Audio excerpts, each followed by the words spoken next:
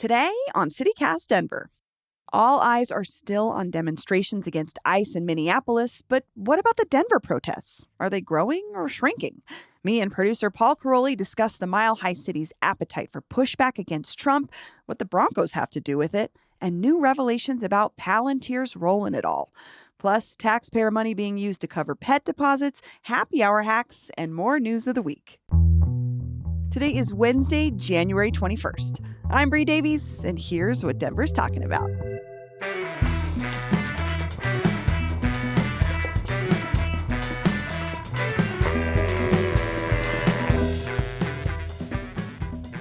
Hey, Paul. Hey, what's up, Bree? You know, I know that you like to guess things. You like to make predictions, but I don't know how else to say this. I like to you guess like a things. little gamble, I like to make predictions. you know, little gambling. So over the weekend, Can I tell you about this? Actually, yeah. I have something on gambling. Sorry. Okay. I was looking at the betting markets for, Kalshi and Poly Market, this whole wisdom of crowds things. I'm very into this, You are. which you're alluding to. The Manny Rutinel in CD8, the Democratic primary is on this Kalshi site. And in mid-December, the odds flipped. Oh. Shannon Bird was ahead. Oh. In the odds makers' minds, or I guess in the betting market's mind. And now Rutinel is up. Okay. He's up by like 9%. He's favored. So this is all about the primaries that aren't till June. Correct. Yeah. Okay. I'd be curious a little closer too. I feel like it's too early to know, but It's not too early to make money on it. That's true. And why not make money on that? Gambling, it's always done well for people. No, that's a huge story this year. I think this country's due for a reckoning on gambling. This is not what we were going to talk about, but I am very hot on this gambling thing right now. Folks, if you have anything else to say about gambling and you want to talk about it with Paul, give us a call on the Paul Loves Gambling hotline. Just kidding. I'm kidding. No, I don't. I'm kidding. The opposite. It's very worrisome. I worry about people in my life. I mean, I have to say, if there are people in my life that are doing like sports betting and stuff, I don't know about it because they clearly don't talk about it, which reminds me a lot of being an addict myself. And you don't want to talk about it if it feels bad. So that's a disturbing thought, especially as our Broncos go to the Super Bowl. Hope a lot of people are not losing money. That's not what I was going to ask you about. Yeah, what do you want to talk about? Well, over the weekend, this is in relationship to the conversation Olivia and Justine and I had on Friday about Takeout and Allison Reedy's thoughts on the price of it. And I went to a local restaurant I love very much. I just got takeout for myself. It was an order of pad thai, an order of crab cheese wontons, and a Thai iced tea. How much do you think it was before tip? Drink, appetizer, meal. Pretty run of the average restaurant, Thai restaurant, not on my side of town, I will just say, but long established restaurant. Not fancy. I mean, pad thai, I could see that going for like $15 these days. Crab cheese wontons, I'd maybe say 8. Okay. Somewhere 6 to 8. So we're 23. Thai iced tea, another 6 or 7. 28, 30, $35. And then are we counting tip? No, not fees? yet. Not yet. So just this tax. is all before tip? Just tax. Just tax. $32.50. You were so close before. It was $37 before tip. 37? My God. $37 for Was it good? It's delicious. It's one of my favorite places, but I kind of had a little sticker shock because I honestly didn't even look at the menu. I just called and made my usual order, went and picked it up, and I was like, $37 before tip for just me? Not for my husband, not for my son. And it was just one of those moments where I was like, I should not be doing this. I should just go home. It just felt like, maybe it was just because it was in the back of my mind. It just felt like a lot of money. Doesn't that seem like a lot of money? Yeah. Okay. Yeah, it's a lot of money. Thank you for making me feel better about it. I was like, Santiago's breakfast burritos. You get 2 for $10. It's more than they used to be, but it's still a good meal for a good price. No, I agree. That is a great deal. We need to be looking into these deals because honestly, I need help finding them. And I bet a lot of other people do too, because they don't want to be paying $46 after tip for one person's takeout from a mid-tier restaurant. That's ridiculous. Well, that's like you may as well be going to one of these Michelin star places. You would take yourself out to a fancy dinner if you're going to get takeout. That's crazy. Truly. Or just like the 2 takeout orders I was going to make, save them up like we were saying, and then go somewhere nice. Yeah. So I don't know. Now I'm sad. But before we get into the actual news, we have a little personal for the show, not news, but we're looking for someone. We're looking for an audience development manager, someone who can take on our social media, work on brand awareness, marketing efforts. We want you to join our team. If you love CityCast, you want to help us grow, you can find a listing to that job in the show notes. So we just wanted to mention that before we got into the news. Okay, let's talk news. I mean, ICE is still a dominating topic, I think, across the country. Obviously, in particular, we're all still looking at Minneapolis. I saw a couple stories over the weekend related to Minneapolis and ICE. One was that protesters interrupted a church service at City's Church in St. Paul because apparently a pastor there, David Easterwood, is also acting director of the U.S. Immigration and Customs Enforcement's St. Paul field office. A gentleman also died in ICE. Sounds like an interesting person. Yeah, I need to read more about it. It was like Black Lives Matter was one of the organizing groups. I saw some video of it. I mean, it's what you would expect, a disruption inside of a church service. And then I have no idea what to expect from that. I mean, I guess I'm thinking about this was Pussy Riot's move, but theirs was less about disrupting the church service and more about the space itself. But it is an interesting maneuver. It's a different tactic, I think, for folks. And then a gentleman was picked up by ICE in Minneapolis, died in ICE custody in Texas over the weekend. Just a lot still going on in Minneapolis, and ICE's presence there. I think the weekend also marked President Trump's 1 year in office for his second term. Protests were planned across the country. Of course, this week, Martin Luther King Jr. Day happened. Paul, but you've talked to folks that were organizing prior to this weekend. What did you hear about the protests, or like what was the thought before the weekend, I guess? Well, I've been following the protests here since Trump was inaugurated, because I knew this was coming, because there's going to be some form of formal resistance. That's what we saw during the first term. And it has turned out to be very interesting how it has developed and what exactly people are focusing on, what people are angry about, what's motivating people at what time. And yeah, I had heard that there was a protest planned for Saturday afternoon at the Capitol. And then they finally told me that it was going to be, they were going to go up and down 16th and then land outside the immigration court where the ICE hearings are held. Yes. Or like whatever they call those hearings, the immigration court. Leading up to it, we had seen the Maduro kidnapping in Venezuela. We had seen the killing of Renee Good. And I was talking to people who were organizing, and they were like, this is looking like it's going to be huge, looking like there's going to be another massive, massive protest. Really? And then I ended up on Saturday, I wasn't able to go down there because I think I and most of the rest of the city was watching the Broncos game. Truly. It happened at the exact same time. It's their first playoff game in 10 years since they won the Super Bowl in 2016. And then I saw the pictures of the protest, and it was like a few hundred people outside the Capitol. It didn't look that big. Nothing bigger than we've seen in the last couple of months anyway. Certainly not. I mean, the No Kings rally back in, I think it was June, the big one, they've had two now, was like 5,000 to 10,000. I think I pegged it at more like 6,000 or 7,000 personally, but I saw ranges of estimates. It's really hard to estimate these kinds of things. Yeah. I mean, you make a good point about the Broncos game too, is like, it's such a big, it's a big moment for the city. I've just noticed, I've talked about it on the show, just more Broncos, Broncos colors and celebration happening around the city in places I don't normally see it. So I could definitely see that being a factor. I just wonder what... I mean, it also says something about those people who did show up. Sure.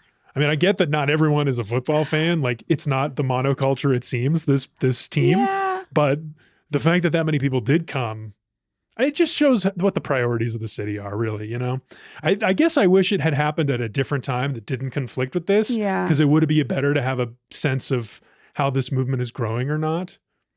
The other thing I heard from a source who's gone to a lot of these protests was that around December, this person noticed that the tone changed. No, it wasn't December. It was the Renee Good shooting. He said that he'd started to hear from a lot of people, some of like the core groups, that people were starting to talk about the Second Amendment and arming themselves with these protests. Sure.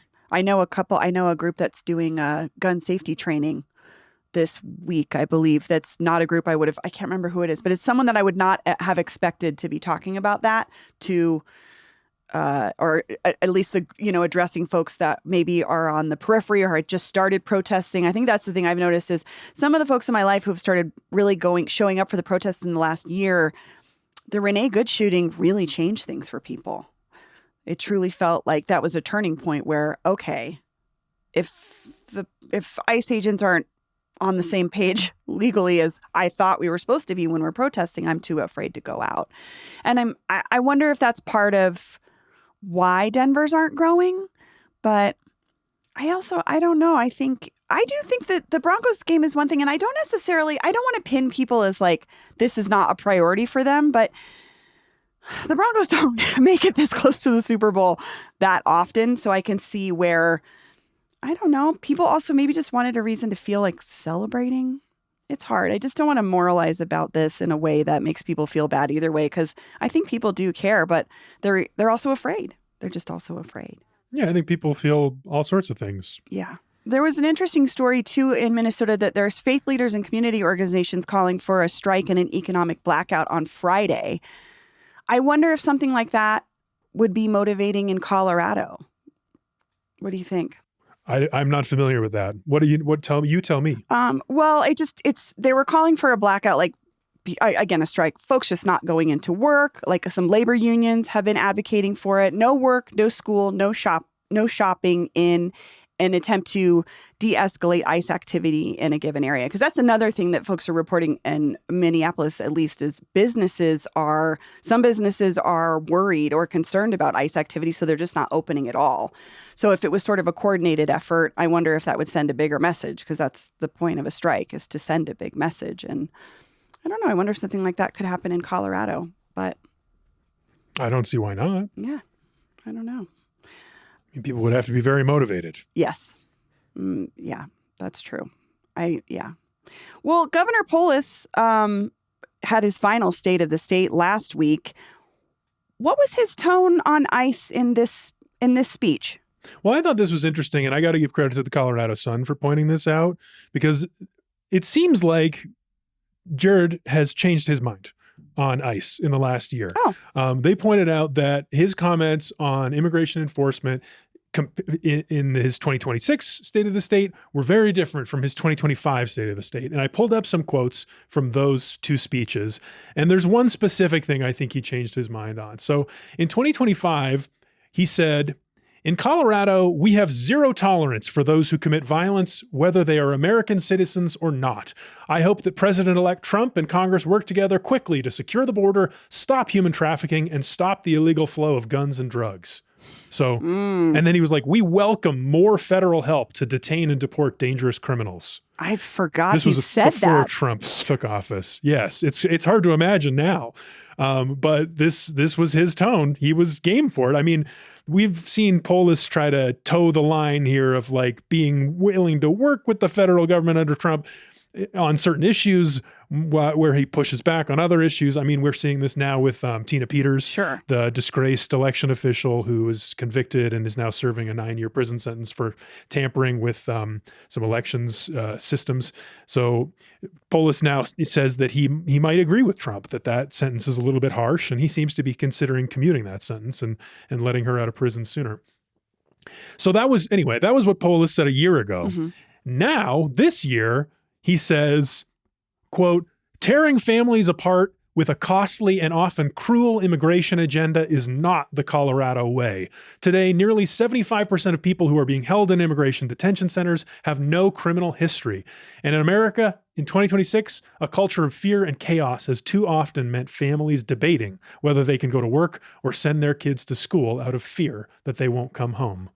Hearing that up against what he said a year ago, it just sounds like he just learned about what's happening. Like, it's so different from his tone. Well, it hadn't happened yet a year ago. Yeah, but like, I don't know. I feel like, yeah, well, I guess it just takes that. What I think happened is he lost faith. Like he at one point thought he bought into the rhetoric, or at least was willing to give Trump the benefit of the doubt. I mean, we all heard the campaign promises in 2024. Sure. Trump was talking about. I mean, it was great. I don't know how he got himself to the point of giving Trump the benefit of the doubt. That's what I'm thinking. I'm like, I don't even understand how you of get like there. deporting 20+ million people. Like, that's not all going to be criminals. That's just doesn't make any sense.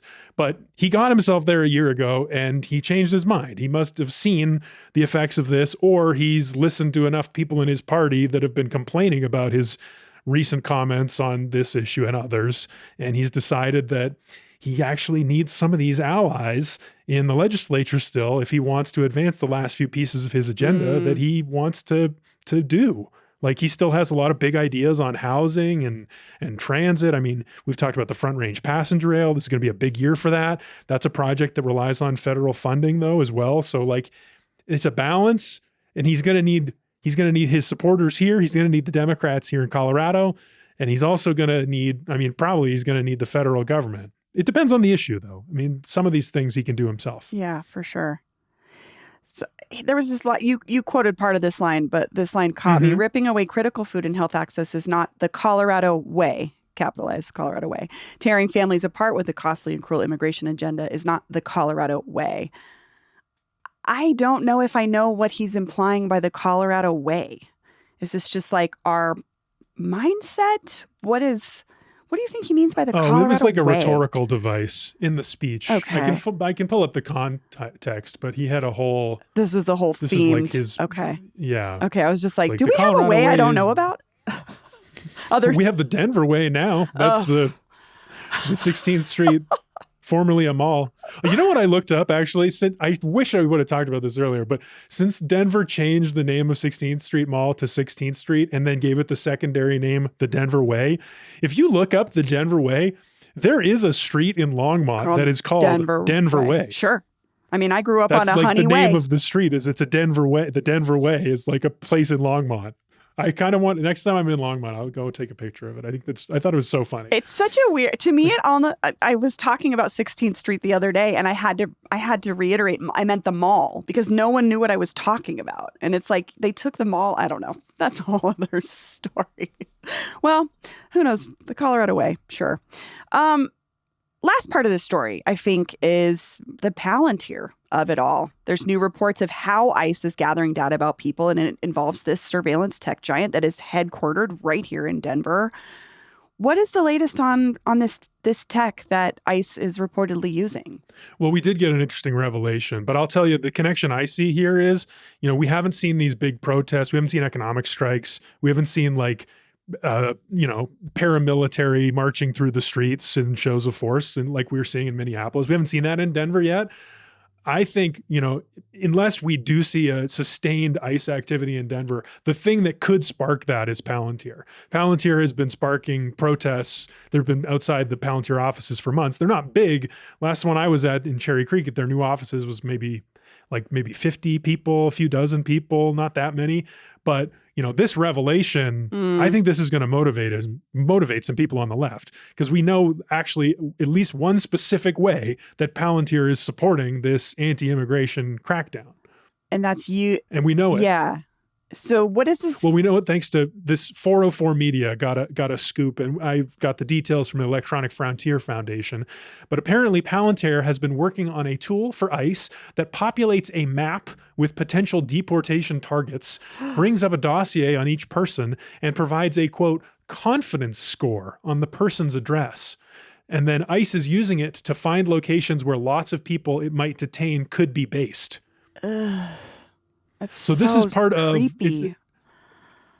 Yeah, I mean this is Big Brother. They are literally designing Big Brother, because Palantir has this idea to be the central source of all government data. They want to centralize it and bring it all together. So all the surveillance systems the government pays for, they want to be the place, the provider of that system that the government can use to say, okay, let's look at this map. Let's pull up this data. Let's find this person. Well, what's their criminal record? What's all their information that every government agency has about them? This particular tool is dubbed Enhanced Leads Identification and Targeting for Enforcement, or ELITE. ELITE is the Yeah, I love the initialism acronym, they've of given course. it. I know, it's great. Ugh. But yeah, they've got addresses from like Medicaid information is on this map. It's like, which is crazy. So I've many never people heard of I this know before. are on Medicaid. I've been on Medicaid. Medicaid is how my husband got cancer treatment. Like, this is the more I hear, the more and more I learn about Palantir, the less I truly believe Alex Karp was ever a liberal. I just don't. That whole fluffy profile of him, and this is terrifying. Again, it's not anything new, but the more we learn, just the scarier it gets. My God. You're talking about the CEO of the company. Yes, I'm Alex sorry. Karp. We talk about him here around CityCast Denver like we know him. But just wow. Ugh, yuck. Yeah, I think that'll be an interesting thing to be watching, which we have been, is the Palantir part of this story and Denver's connection with them being here something that could set off bigger protests. We'll see.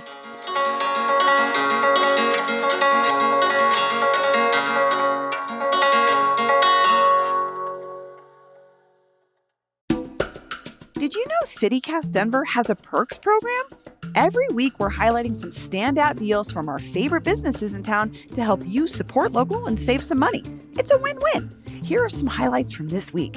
Check out Meow Wolf's Adultiverse Space Rodeo on January 17th and experience the worlds of Meow Wolf Denver transformed into a 21 and up psychedelic party. Saddle up for an intergalactic adventure. Just use code GIDDYUP for $4.20 off an Adultiverse ticket. Offer available for redemption now through January 17th. Or what about Topo Designs? Just visit a Topo Designs retail store and mention this ad to receive 20% off your purchase. Some exclusions apply. Valid until February 1st. Looking for some fun? Check out Green Door and pre-order a curated cannabis box for your Denver trip. Includes edibles, snacks, and local accessories. Ready for pickup near your stay. No stress, no lines, just a better trip. Use code DenverPerk for $10 off any experience box. To see a full list of participating businesses, just visit denver.citycast.fm/perks. It's a great way to check out new restaurants, shops, and events in the Mile High City without breaking your budget. And I love that for you. Okay, well, let's move on to another story. It's a little lighter. Yeah, this is very interesting. Especially for pet lovers here in Denver. Colorado, of course, has a new law cracking down on junk fees, but it's only a transparency measure requiring fees be disclosed ahead of time. One local council member here in Denver has a new idea to help renters in particular with one fee that's been a source of complaints for years, pet fees. This is Councilman Chris Hines' new idea. Bree, what's he cooking up? Sure. So Councilman Hines is partnering with the Denver Animal Protection to give up to 100 eligible tenants a one-time payment of up to $300 toward a pet deposit. So it's just a first-come, first-serve pilot program to give folks cash to pay those pet deposits. It's pretty simple. And where's the money coming from? It's from his own budget. I'm sorry. It's from the city. It's from his City Council District 10 budget. So, I mean, essentially his office is paying for it. Okay. That's interesting. Yeah. And it's going to be administered through the Colorado Economic Defense Project, which already administers the city's emergency rental assistance program. So, again, they're kind of already connected to the community folks that are renting. But I thought this was interesting. Just what's the context of the laws around these pet deposits, pet fees? I know people complain about these like pet rent. Yeah. I've heard that for years. I mean, but I don't know what the laws are. I have to say these kinds of things are much more prominent now than when I was a renter, like paying rent to a management company in 2003. But it's, I always took it to be covering the cost of potential damage to your unit done by a pet, right? Like cat pee. I don't know if you've ever had a cat, you know how difficult it is to get cat pee out of anything, carpet, even hardwood floors. I mean, so that's what I always took it to be, was like, it's just part of, if you're going to have a pet, you've got to pay a little bit more. But it sounds like over the years, it's just become more and more exorbitant. When I was renting, it was like a one-time fee, but I know a lot of folks now have to pay it monthly. So it sounds like this move is to help folks out with that in an effort to keep pets in people's homes. Because I think in the last couple of years, there's been a lot of issues with the amount of animals surrendered to like animal control, animal protection, and like Humane Colorado. The post-pandemic. Yeah. Maybe I don't want this. Or maybe I was working from home and I could take care of that armadillo, and now I have to go back to work. And I mean, I know my sister is a paramedic, and her dog's in doggy daycare every day. So, you know, can't be home alone. Every day. Jean Wow. Ralphio cannot be home alone, or Johnny Boy, as my 3-year-old niece calls him. So yeah, I mean, it can become a burdensome thing for pet owners. And I mean, I just think about when I was in my early 20s and renting, I maybe wasn't the most responsible person. And pets can be much more expensive than you anticipate. But I think this law is, I think this effort is to attempt to help people in some way offset a little of that cost so they can keep their pets in their homes. Mm-hmm. So I'm thinking about, you know, the fact that this is his city council office's budget, which is from taxpayers. Yes. This is public support for pet owners. I mean, how do you feel about that? I mean, I think it would say a lot about the values of the city. If we decide, I mean, if this pilot program goes well and he takes it to city council and he says, hey, city, you know, all that budget that's so strained, that's so tight right now that we're laying people off, that we're cutting cable access from our rec centers, we're cutting crucial programs, we're cutting homeless support services, we're cutting housing programs, but we want to subsidize people who have pets. Yeah, who maybe, in a sense, we're assuming they can't be responsible. I don't know. I thought about this too, Paul, because again, like you just said, city funding. This is city money. This has been the biggest conversation of the last year for what Denver is choosing to pay for or what not to pay for. And I have to say, I did think it was interesting that that's where it was coming from, because I don't know. There's also people out there that are bad pet owners. I think in my mind, I want to be hopeful and think everybody cares for their pet, and someone that's utilizing the service is just purely can't afford it. But I also know, being a person in my 20s, there's a lot of people that are shitty pet owners and don't clean up after their animals and don't take care of apartment units. I've been to plenty of parties in places that I would not sleep overnight. And a part of it because someone didn't clean their cat's litter box ever. So it is an interesting proposition in that way. I wonder if he'll get any pushback from his own constituency. Folks that are eligible for this are in his district or have an overlapping zip code. So I don't know, maybe you're one of those people. Do you live in his district? How do you feel about it? Are you a pet owner yourself? Give us a call on the Denver Pet Owners Hotline, 720-500-5418. Let us know what you think. It is an interesting question. Is this how we should be using city funding? I don't know. I suspect most people are going to be thrilled about this. They're going to love it. I think he's going to get cheers and accolades. Yeah. I mean, from a PR perspective, it could look very good if you're someone you know, I mean, I have a pet. I care about pets. But I also do wonder at this time and place, what's the best use of our funding? Something else I found really interesting is this was based on a 2023 bill that Colorado passed, which limits the amount that can be added to a security deposit for pets. So it caps it at $300.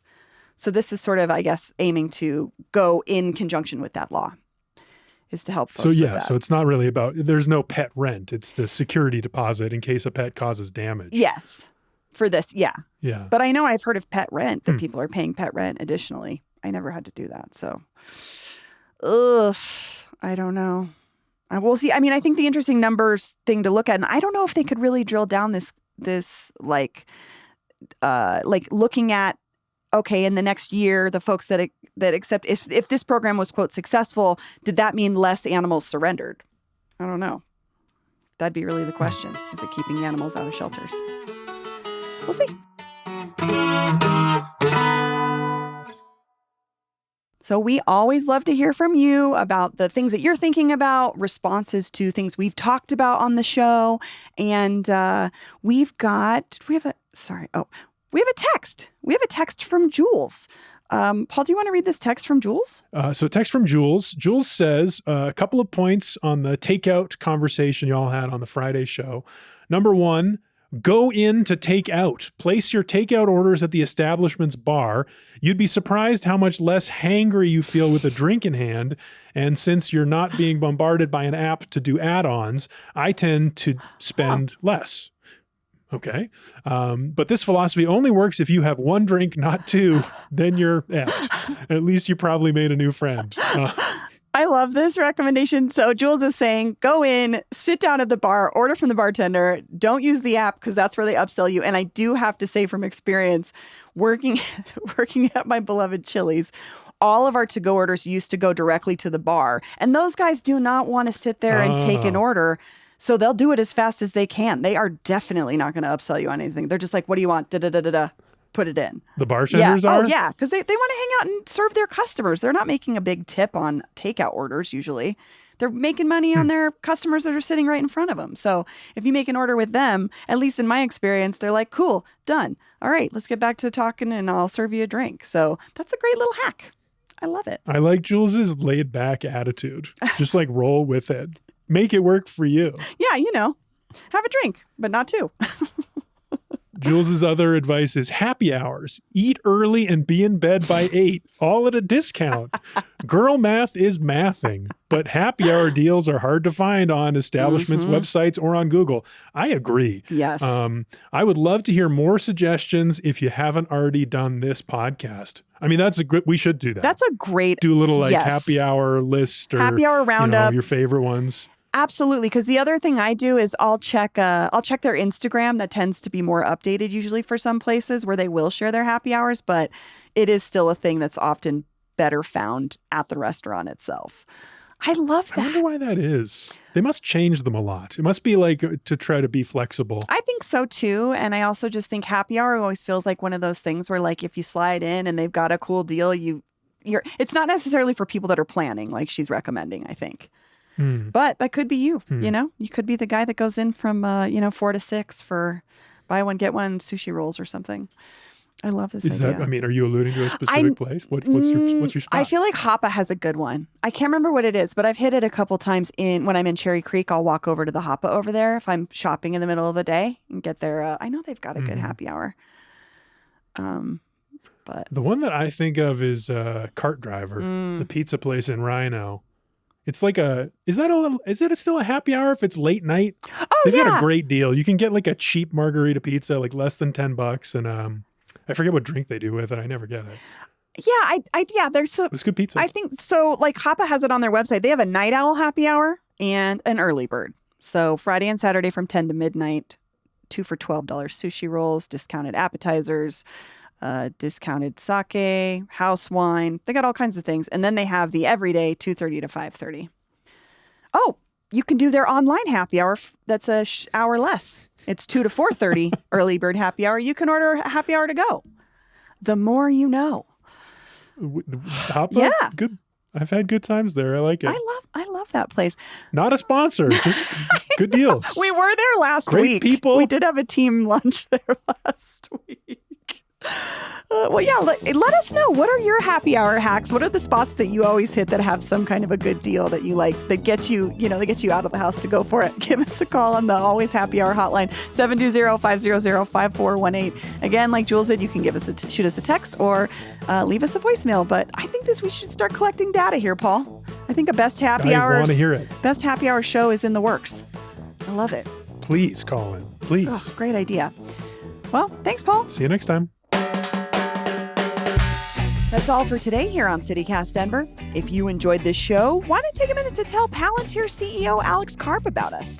Rate the show wherever you get your podcasts and subscribe to our morning newsletter and learn more about us at denver.citycast.fm. And hey, thanks to our new neighbor, Jody TH, who just joined our membership program. You can support this show and get great perks by becoming a CityCast Denver neighbor today at membership.citycast.fm. We'll be back tomorrow morning with more news from around the city. Bye-bye.